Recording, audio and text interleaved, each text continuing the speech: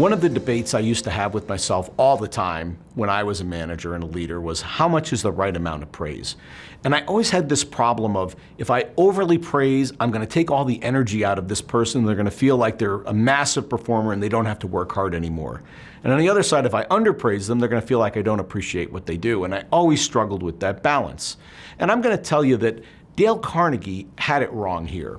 Dale Carnegie recommended in How to Win Friends and Influence People that you should provide lavish praise for people for doing a good job. Now, I've got some friends that do that, and I got to tell you, it feels very insincere to me.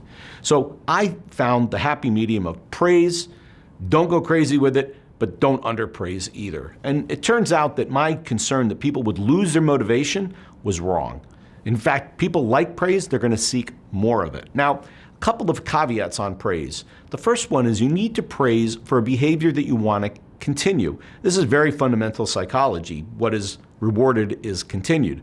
I had one example when I was running a company, and the engineering team had a habit of delaying, and then working all night, 3 nights in a row to get the product delivered more or less on time. So this happened about the 5th time when I said I didn't really want it to happen, and we had an engineer that finished a project, and we found him asleep on the floor next to his project on the morning it was due. Hooray, he completed it. Now he was expecting me in the next company meeting to stand up and praise him to the heavens, and I said nothing.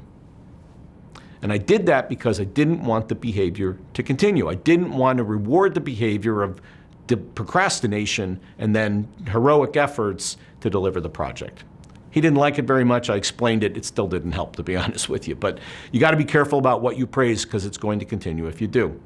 And then the last element of praise is think about the person's love language. Now, there's a couple of love languages. Words of appreciation are only one of them. Gifts are a love language. Acts of service are another love language. And there are people that if I said, look, I'm going to pull you up in front of the whole company and praise you, they would want anything but that. They don't want to be praised. That would be considered a punishment, not a reward for doing a good job. They'd rather have you take a project off their table or give them a gift coupon for lunch or maybe wax their car. Who knows? So when you're thinking about praise, find that happy medium of enough on the right topics and make sure it speaks to the person that you're giving it to, and that way it's really going to count.